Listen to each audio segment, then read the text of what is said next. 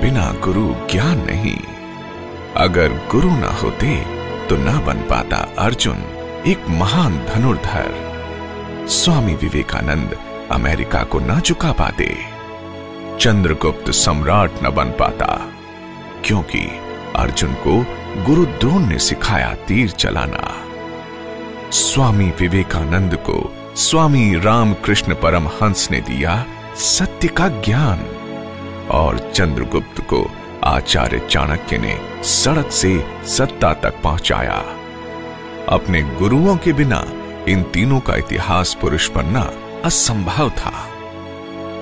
गुरु ना होते तो खोज न पाते हम ब्रह्मांड के रहस्य, न होते आविष्कार और ना ही सुलझ पाते गणित के सवाल। गुरु ना होते तो संसार में न बहती ज्ञान की गंगा। विज्ञान न होता तो ना होते आविष्कार, न पैदा होती फसलें, न उड़ते हवाई जहाज, न बन पाते मोबाइल फोन। अगर संसार बदला है तो सिर्फ गुरुओं की वाणी ने और उन पर अमल करते छात्रों ने, जिन्होंने संसार में क्रांति ला दी। बीज में बरगद होता है, लेकिन ये सिर्फ गुरु ही देख सकते हैं। और अगर बीज को बरगद बनना है तो गुरु को बीज धरती में बोना ही होगा, क्योंकि गांधी को ये नहीं पता था कि वो महात्मा बनेंगे। रविंद्रनाथ टैगोर को नहीं पता था कि वो गुरुदेव बनेंगे, क्योंकि शिष्य में कौन सी प्रतिभा छिपी है ये सिर्फ गुरु ही देख सकते हैं। और वर्तमान काल में ये काम किया ज्ञान भारती स्कूल के निदेशक श्री R.C. शेखर ने। एक सवाल उन्हें हमेशा परेशान करता था कि आज भारतीय कोई आविष्कार क्यों नहीं करते। क्या कारण होगा कि कोई दूसरा रामानुजन नहीं बन पाया। भारत में स्टीव जॉब्स क्यों नहीं बनते। क्यों हम कंप्यूटर नहीं बना पाए। कहीं ना कहीं पूरी शिक्षा प्रणाली में कमी है। शायद पिछले 100 साल से हम सिर्फ मशीन ही बना रहे हैं। उस मशीन में कहीं ना कहीं मार्मिकता की कमी है। इंसान होना तो शायद वो भूल ही गए हैं। उन्होंने ये समझ लिया कि हर बच्चा एक तनाव से गुजर रहा है। किताब रटने का बोझ है। माता पिता अपने सपने बच्चों पर लाद कर स्कूल भेज रहे हैं। एक होड़ है, एक रेस है, एक अंधापन है। कोई बच्चे को समझने को तैयार नहीं था, न माता पिता और न ही स्कूल। तो ऐसे में उन्होंने एक क्रांतिकारी और ऐतिहासिक फैसला लिया। ये फैसला आसान नहीं था, लेकिन उन्होंने ले लिया। शेखर सर ने ठान लिया कि वो बच्चों से किताबों का बोझ हटा देंगे। इस फैसले ने जन्म दिया बैग फ्री एजुकेशन को। ज्ञान भारती देश का पहला ऐसा स्कूल बना जिसने नर्सरी से 4th क्लास तक किताबें हटा दी, और यहां से शुरू हुआ जॉयफुल लर्निंग का सफर। इस नए सिलेबस को बनाने में प्रोफेसर जलालुद्दीन और अमिता गोविंदा ने अपने जीवन भर के अनुभव को लगा दिया। कोशिश थी कि बच्चों को इतना सक्षम बनाया जाए कि वो अपना ज्ञान खुद इकट्ठा करें, क्योंकि हर बच्चे में खुद की सोचने और समझने की ताकत होती है। और शेखर सर के इस काम को ज्ञान भारती स्कूल के चेयरमैन श्री गोपाल अंसल ने बखूबी समझा। उनके लिए भी ये एक बड़ा कदम था, क्योंकि ऐसा अभी तक किसी स्कूल ने प्रयोग नहीं किया था। स्कूल की साख दांव पर थी, लेकिन श्री गोपाल अंसल ने भी यह समझा कि अगर स्कूल नए प्रयोग नहीं करेंगे तो एजुकेशन सिस्टम ठीक कैसे होगा। कैसे हम रिसर्च को बढ़ावा देंगे अगर हम एक लकीर पर ही चलते रहे। उन्होंने इस प्रोजेक्ट को हरी झंडी दे दी। महान वैज्ञानिक एल्बर्ट आइंस्टाइन ने कहा कि सच्ची शिक्षा वही है जो बच्चे के दिमाग को सोचना सिखाए। महज कुछ आंकड़े रटवाने से कोई फायदा नहीं। ज्ञान भारती स्कूल में अब शिक्षा बच्चों पर आधारित है। लिखाई पढ़ाई सीखने के अलावा उनके शारीरिक सामाजिक, मानसिक विकास करने की भी कोशिश होती है।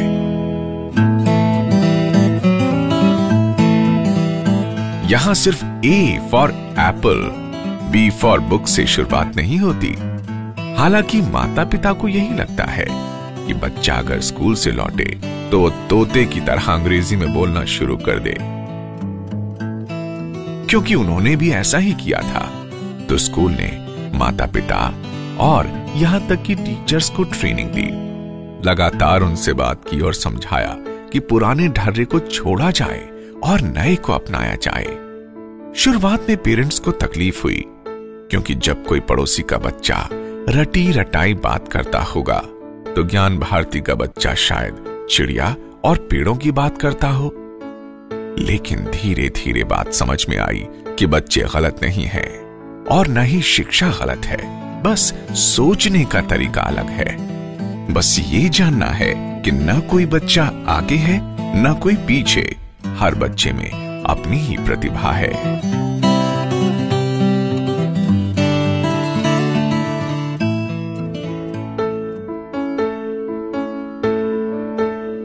पापा कहते हैं कि वो IAS नहीं बन पाए, मुझे बनना है।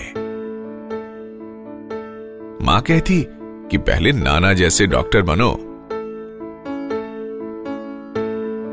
लेकिन मुझे तो जानना है कि आकाश के पीछे क्या है, धरती के नीचे क्या है, क्यों मैं उड़ नहीं पाता, चिड़िया ही क्यों उड़ पाती है। कोई मेरे मन को समझो, कोई मुझसे बात करो। अगर मैं अपने मन की कहूं तो मुझे पागल मत समझो।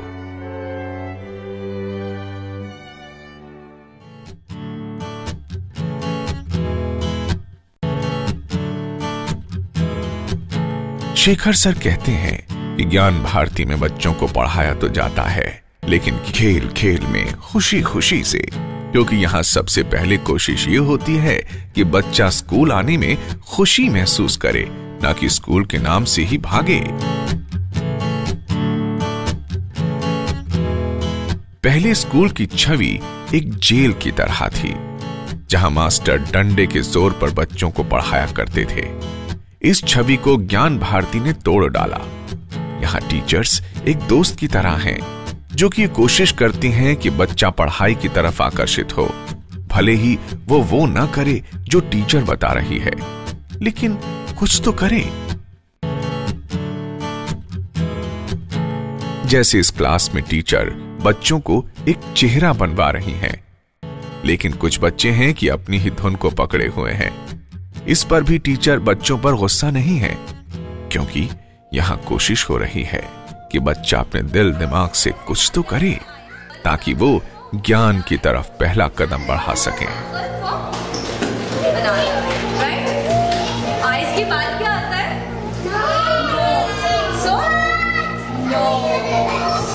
और नोज के नीचे भी क्या आता है?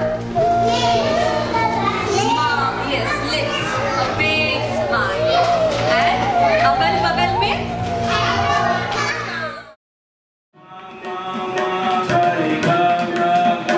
आप देखो, आप हमेशा बताते ना संगीत का पूरा संगीत का डेफिनेशन क्या है, बता सकते हो? क्या बोला था? सम प्लस सम मतलब ज्ञान भारती ने पहली बार एक सिलेबस तैयार किया है, जिसमें बच्चों को किताबी पढ़ाई के अलावा संगीत सीखने पर भी जोर दिया जाता है, ताकि बचपन से ही उनमें कलाकार भी साथ साथ तैयार होता रहे, ताकि उसके अंदर का बच्चा कभी समाज के बोझ के नीचे दब ना जाए।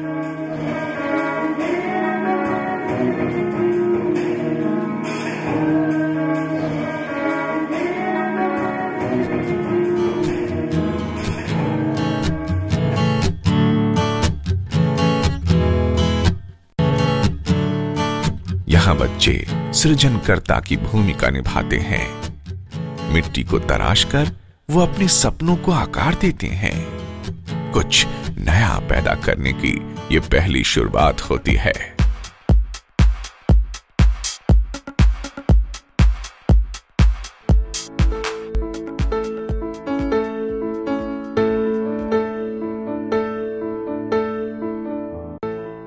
जो बच्चे खुद में एक कलाकार को छिपाए होते हैं, वो स्टेज पर नाटक के जरिए अपनी छिपी हुई अभिव्यक्तियों को दर्शाते हैं। कोई किसी नाटक के जरिए संदेश देना चाहता है, तो कोई समाज को एक नई राह दिखाता है।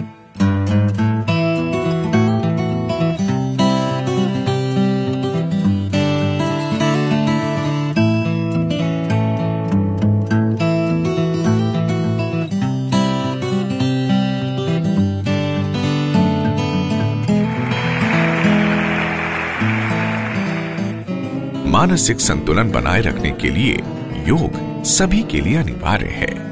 छोटी क्लास से लेकर बड़ी क्लास के सभी बच्चे योग स्टूडियो जाते हैं।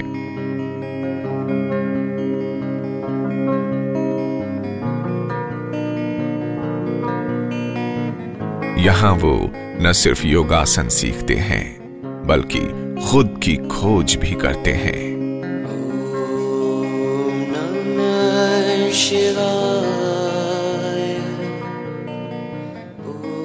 ध्यान की गहराइयों में खोकर वो एक आत्मिक संतुलन भी बनाने का अभ्यास करते हैं। सच और झूठ में फर्क समझते हैं।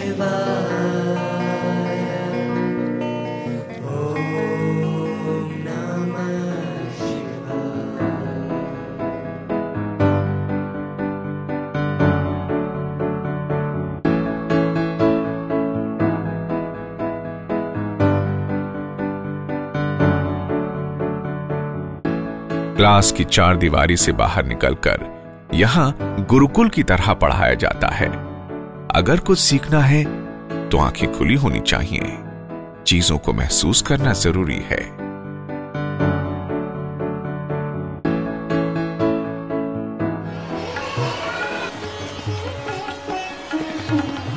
There are so many flowers. कौन-कौन से कलर के फ्लावर्स दिख रहे हैं आपको? येलो कलर, पिंक कलर, और किसी को बटरफ्लाई। ये देखो, ये जो फ्लावर है पिंक कलर के, ये चार फ्लावर है मैम। अलग-अलग फ्लावर्स है ना, तो उसमें लीव्स सेम होते हैं क्या? Ma'am sunflower. सनफ्लावर, यस बेटा, सनफ्लावर। और सनफ्लावर कौन से कलर का होता है? Yellow colour, very nice. देखो लेडीबग मर गई है। लेडीबग मर नहीं, लेडीबग ऐसे रेस्ट कर रही है। वो देखो, इट्स मूविंग। नेचर वॉक करके बच्चे प्रकृति के साथ एक हो जाते हैं। वो देखते हैं एक गिलहरी को, कोई खो जाता है पेड़ में तो कोई फूल में, क्योंकि कोमल मन हर चीज जानना चाहता है। और प्रकृति से बड़ा भला गुरु और कौन हो सकता है।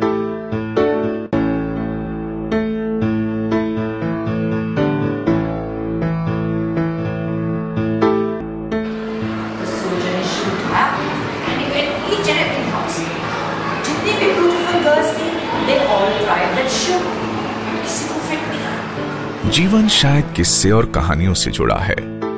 कोई भी जीवन का सूत्र कहानियों के जरिए जल्दी समझ आता है और बहुत देर तक जहन में रहता है। कहानियां हम जीवन भर नहीं भूलते, और अगर ज्ञान भी कहानियों के जरिए दिया जाए तो वो गहरा उतरता है। ज्ञान भारती में स्टोरी टेलिंग एक जीवन का हिस्सा जैसा है। क्लास टीचर बच्चों को अपने पास लेकर बैठ जाती हैं और तरह तरह की कहानियां उन्हें सुनाती हैं। इससे गुरु और शिष्य के बीच एक गहरा मार्मिक रिश्ता भी कायम होता है।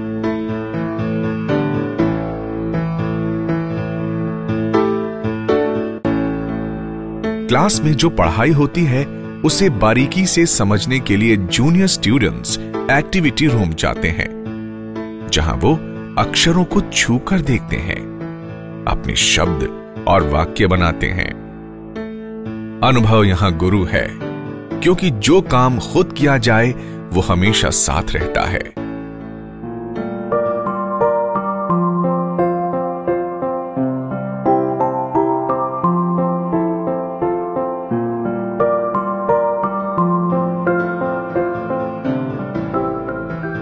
विजुअलाइजेशन ज्ञान भारती का एक खास हिस्सा है। टीचर स्टूडेंट्स को क्लास से बाहर लेकर जाती हैं, उन्हें आंख बंद करने को कहती हैं और फिर एक कहानी की शुरुआत करती हैं।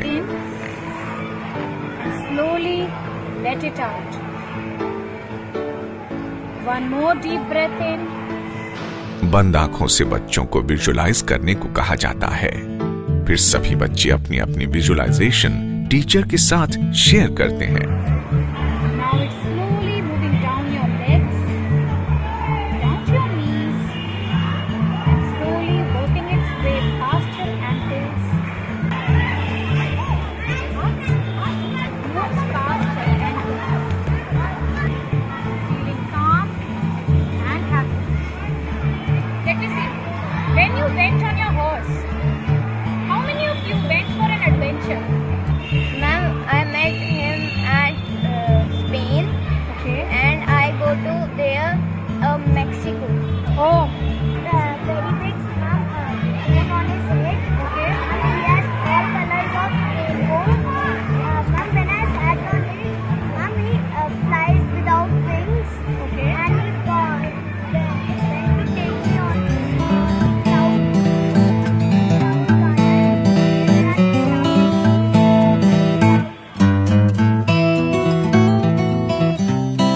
यहाँ टीचर को पूरी आजादी होती है कहानी चुनने की और स्टूडेंट को आजादी होती है उससे सुनने की, क्योंकि हर इंसान को एक स्पेस चाहिए, एक आजादी चाहिए खुद को व्यक्त करने की। गुलाम मानसिकता से कुछ भी नया नहीं पैदा होगा।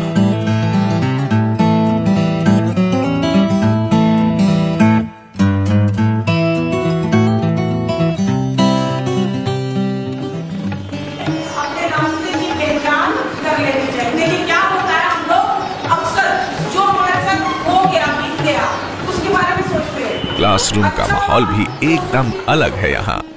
हर बच्चे को परफॉर्म करना ही पड़ता है, चाहे गलत चाहे सही। कोई बैक बेंचर नहीं बन सकता, कोई छिप नहीं सकता, और बच्चे भी आगे बढ़कर टीचर से ब्रेनस्टॉर्मिंग करते हैं। ठीक है, ये बच्चे क्या सोचते हैं, अपना आया हमारे अभी भी है। हाँ, देखिए क्या है।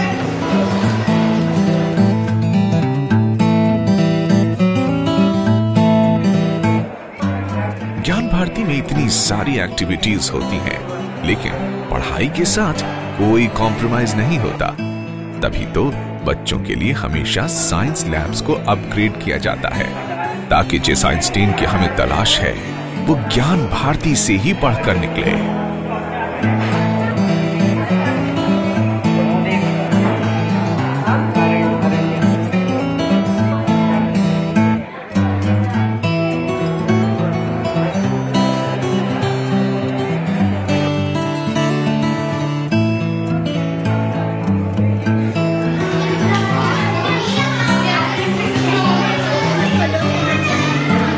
टीम स्पिरिट, या यूं कहें कि टीम में काम करने की आदत तभी पड़ती है जब एक साथ मिलजुल कर काम किया जाए। इसके लिए स्कूल में रोज ग्रुप एक्टिविटीज कराई जाती हैं।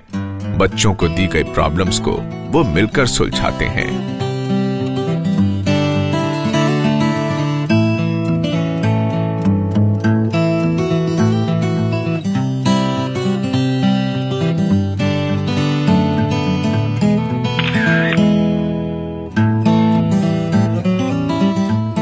ज्ञान भारती में शारीरिक मजबूती को सबसे ज्यादा महत्व दिया जाता है।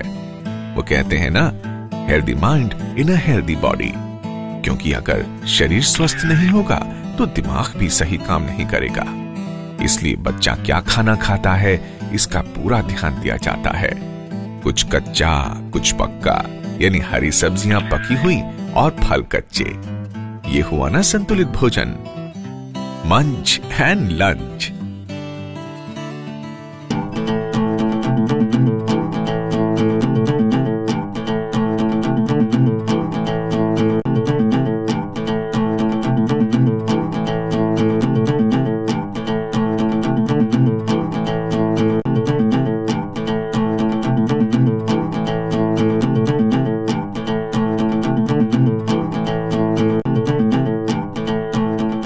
और सिर्फ खाने से ही काम नहीं चलता, खाने के साथ साथ खेलना भी जरूरी है, ताकि शरीर में चुस्ती फुर्ती बनी रहे, ताकि दिमाग सही दिशा में चलता रहे, ताकि हर बच्चे में एक आत्मविश्वास भर सके। क्योंकि एक खिलाड़ी हर मुसीबत से टकराता है और जब वो रोज उन्हीं परेशानियों से जूझता है तो उसका आत्मबल बढ़ता है।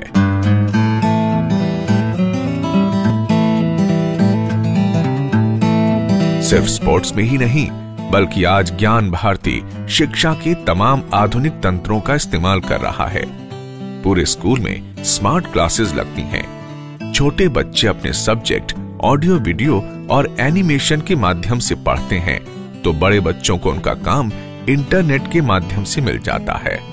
और सभी क्लासेस में ऑडियो वीडियो का प्रावधान है और इसका ही नतीजा है कि यहाँ के बच्चे अब देश दुनिया की खबरों पर न सिर्फ नजर रखते हैं बल्कि उन पर वाद विवाद भी करते हैं। ज्ञान भारती की फिलॉसफी है कि यहाँ टीचर सोचते हैं कि क्या पढ़ाना है और कैसे पढ़ाना है। वो नए विचार लाते हैं और उन्हें लागू करते हैं। फिर उस विचार और उसकी उपयोगिता की जांच होती है और आगे के लिए रिसर्च शुरू होती है। कुछ नया करने का एक दबाव टीचर्स पर होता है, यानी पूरी प्रक्रिया एक सर्कल है। Think, implement, review, innovate, research and think again. यहां एक और बात बहुत ही अच्छी है और वो है parenting sessions. Parent teacher meeting नहीं, पेरेंटिंग यानी पेरेंट्स को समझाना कि आखिर बच्चे को क्या और कैसे पढ़ाना है। ज्ञान भारती में हर रोज शुरुआत एक प्रार्थना से होती है। पूरा स्कूल एक साथ एक जगह जमा होता है, प्रार्थनाएं शुरू होती हैं, वातावरण संगीतमय और रूहानी हो जाता है और शुरुआत होती है एक नए दिन की एक नई ताजगी के साथ।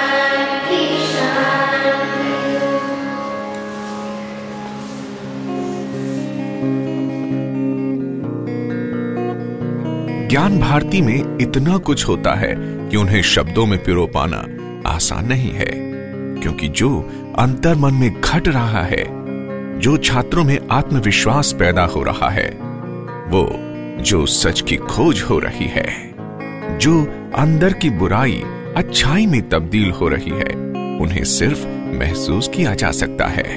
क्योंकि शब्द ब्रह्मांड को तो नाप सकते हैं लेकिन मन की गहराई को नहीं। एक महान संत लाओ त्सु ने कहा कि अनुभव के विषय में बोला जाए वो सच नहीं है, अनुभव महसूस होते हैं। जाते जाते एक महान कहानी सुनिए जो हाल ही में घटी है। ये कहानी कृष्णदास की है, जो आजकल एक योगा रॉक स्टार के नाम से जाने जाते हैं। इसी साल उन्हें कीर्तन के लिए ग्रैमी अवार्ड दिया गया है। 1970 में वो एक सामान्य अमेरिकी जेफरी कैगल थे, लेकिन उन्होंने भारत आने के लिए अपना सब कुछ छोड़ दिया। वो भारत आए, यहां एक साधु से मिले, नाम नीम करोरी बाबा। उन्हें बुद्ध की तरह सच जानना था, लेकिन गुरु ने उनसे कीर्तन गाने को कहा। उस वक्त वो नहीं समझ पाए कि क्यों गुरु ने उन्हें ऐसा करने को कहा है। आज लगभग 40 वर्ष बाद जब उन्हें ग्रैमी अवार्ड मिला तो उन्हें गुरु की बात याद आई, क्योंकि गुरु ने उनकी प्रतिभा को पहचान लिया था। आज कृष्णदास दुनिया के सबसे सफल गायकों में से एक हैं और बुद्धत्व की तरफ भी बढ़ चुके हैं। और ये सब संभव हुआ गुरु कृपा से और सही शिक्षा से। जय गुरुदेव, जय गुरुदेव।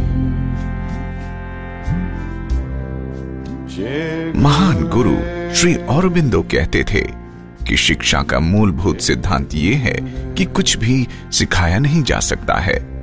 सच्चा शिक्षक वही है जो छात्र का मार्ग प्रदर्शन करे। श्री औरोबिंदो कहते हैं कि जीवन तकलीफों से भरा है, लेकिन उसे सही मायने में जीने के लिए ईश्वर का आशीर्वाद, विश्वास, ईमानदारी और ईश्वर के प्रति समर्पण की भावना चाहिए।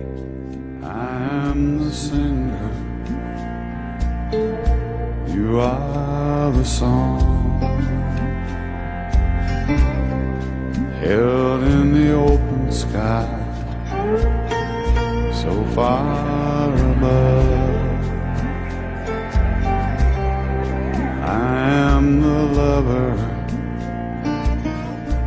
You are